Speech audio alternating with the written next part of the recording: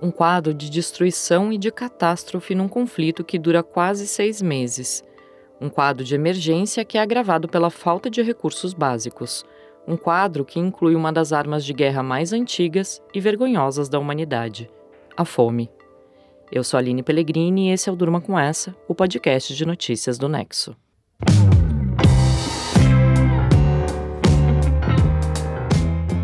Olá, eu sou a Suzana Souza e tô aqui com a Aline para apresentar esse podcast que vai ao ar de segunda a sexta, todo começo de noite, sempre com notícias que podem continuar a ecoar por aí. Terça-feira, 2 de abril de 2024. Dia seguinte à morte de 7 trabalhadores humanitários da ONG World Central Kitchen. Eles estavam num comboio que sofreu um ataque aéreo de Israel na faixa de Gaza.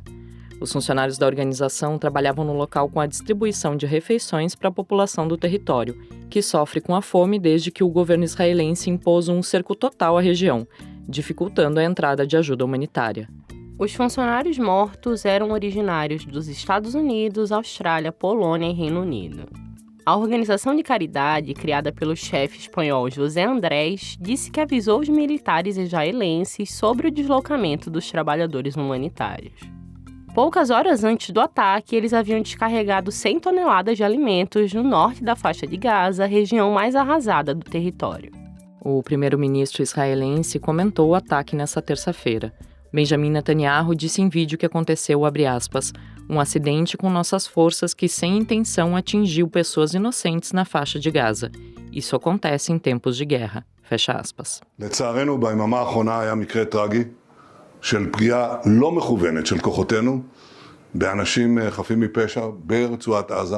O ataque israelense na noite de segunda-feira se soma a uma série de outras ofensivas das forças de Netanyahu que atingem a distribuição de ajuda humanitária no território. Se soma também as alternativas que alguns países encontram de fornecer alívio à região, de reabastecer os estoques de comida e medicamentos, como o envio de alimentos por ar. Um envio que tem causado tragédias. No início de março, carregamentos de ajuda humanitária lançados por aviões atingiram palestinos no campo de refugiados Al-Shat, matando 5 pessoas e deixando uma dezena de feridos. E na semana passada, 12 pessoas morreram afogadas enquanto tentavam alcançar pacotes de ajuda humanitária enviados pelos Estados Unidos e lançados de avião numa praia no norte do território. Organizações que lidam com ajuda internacional afirmaram ao jornal americano The New York Times que as entregas não substituem o acesso de trabalhadores humanitários à população e são uma distração de medidas mais significativas que o governo de Joe Biden poderia tomar, como pressionar o aliado Israel pelo fim dos bombardeios. A ajuda por ar começou a ser enviada por países como Estados Unidos, Jordânia, Egito, França, Holanda e Bélgica, depois de um atentado contra palestinos que esperavam a entrega de comida e medicamentos de um caminhão no norte da faixa de Gaza em fevereiro. Mais de 100 pessoas morreram e centenas ficaram feridas. Israel admitiu que soldados dispararam contra palestinos por se sentirem ameaçados. Mas ainda assim, o governo de Netanyahu sustenta que a maioria das mortes nesse episódio ocorreu por pisoteamentos e atropelamentos. O grupo extremista Hamas, que governa o território invadido, afirma que as mortes foram consequência dos tiros dos soldados. O episódio aconteceu no mesmo dia em que o número de palestinos mortos em Gaza, desde o início do conflito, em 7 de outubro de 2023, passou de 30 mil, de acordo com o Ministério da Saúde do território. No início de março, a foto de um menino palestino de 10 anos que morreu por desnutrição grave foi considerada o rosto da fome que assola a faixa de Gaza. Sem o essencial, muitos palestinos recorrem a soluções improvisadas, como se alimentar de ração animal para conseguir sobreviver, mas até soluções extremas como essa estão se esgotando. O contexto de fome crescente em Gaza é agravado pela restrição severa do fornecimento de ajuda humanitária ao território, bloqueada por diversas razões, como escombros, combates ou pela burocracia de Israel, com milhares de pessoas passando necessidades básicas.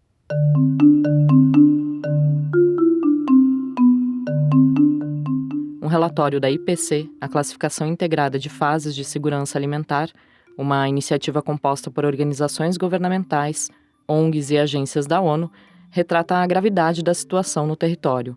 Das 5 áreas da faixa de Gaza, 2 estão no pior patamar, intitulado como catástrofe. Esse é um nível estabelecido quando as pessoas usam todas as suas estratégias de sobrevivência, mas mesmo assim quase não têm alimentos e não conseguem satisfazer suas necessidades básicas de nutrição. Com isso, ficam evidentes a fome, a morte, a miséria e os níveis extremamente críticos de desnutrição aguda, segundo o relatório. As outras 3 áreas da faixa de Gaza estão no nível de emergência. Isso significa que as pessoas que vivem nessas áreas enfrentam uma escassez extrema de alimentos, desnutrição aguda e níveis de doenças excessivamente elevados. Ou seja, toda a faixa de Gaza se encontra numa situação de emergência ou de catástrofe.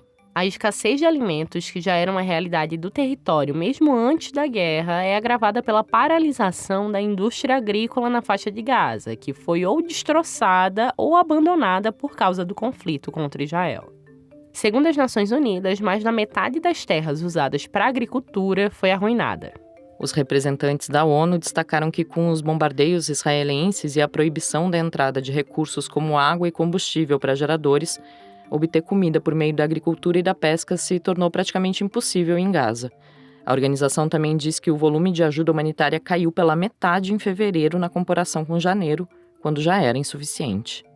A ONU também alerta para a iminência de uma crise de saúde pública causada pela falta de abrigo, saneamento e cuidados médicos.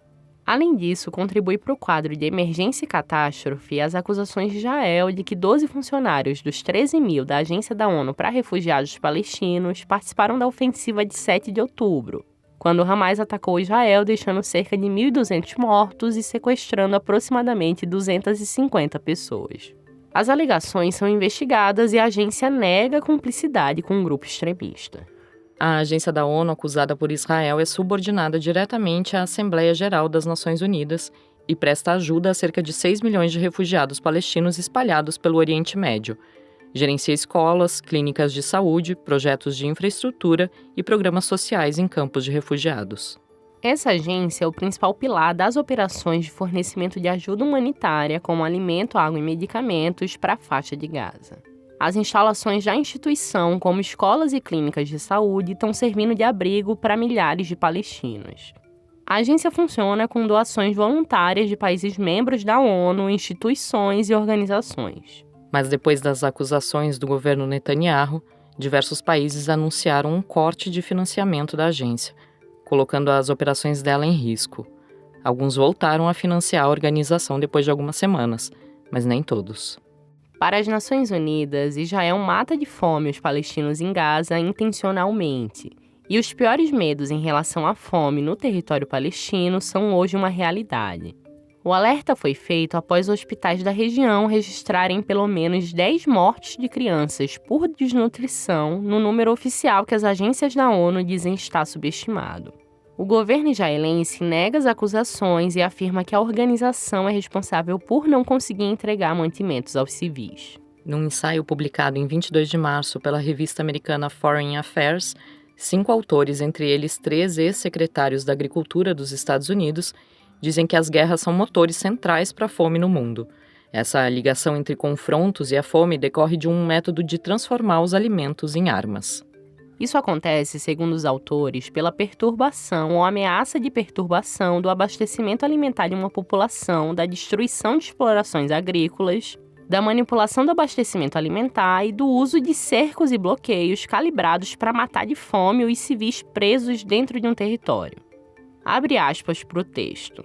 A comida é uma arma de guerra. Tal como as armas nucleares, a transformação de alimentos em armas pode provocar mortes em massa de civis e horrores impensáveis, provocando indignação moral legítima perante a perspectiva da sua utilização.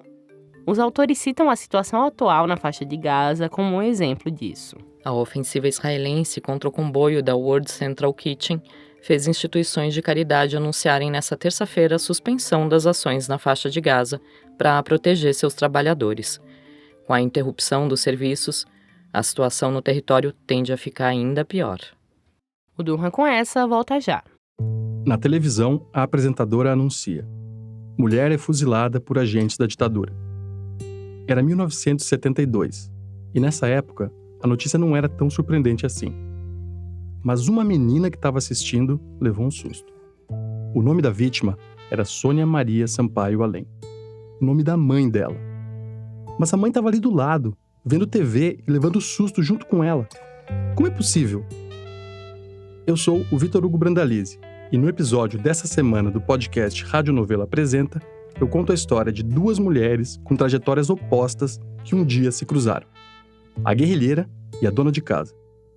Uma história que mostra por que a gente tem que falar e muito sobre o golpe de 64 e as consequências dele para o país. Rádio Novela Apresenta. Toda quinta tem episódio novo, com histórias que você nem sabia que precisava ouvir.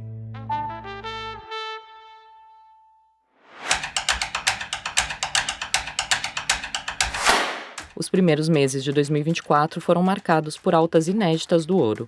A cotação do metal bateu sua máxima na segunda-feira. O movimento de aumento dura meses e surpreende muitos economistas por acontecer num contexto distinto de outras ocasiões de alta. O Marcelo Rubissek escreveu sobre o tema. Marcelo, o que tem de surpreendente nessa alta?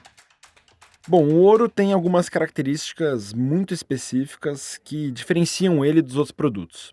Primeiro que nenhum outro produto pode dizer que foi, durante séculos, a base do sistema monetário internacional.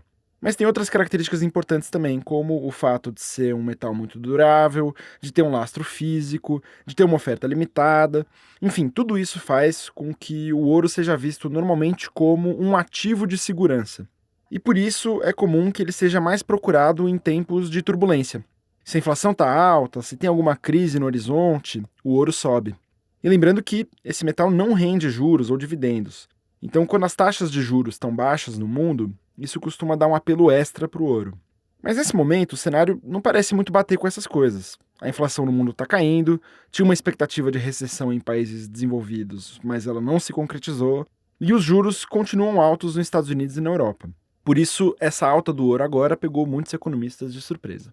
E Marcelo, o que explica essa alta do ouro? Tem algumas razões. Primeiro que os juros nos Estados Unidos e na Europa estão altos, mas os mercados estão esperando que eles vão começar a cair em breve. Então muitos investidores já estão se antecipando e já procurando metal. E tem outros motivos também que refletem movimentos maiores.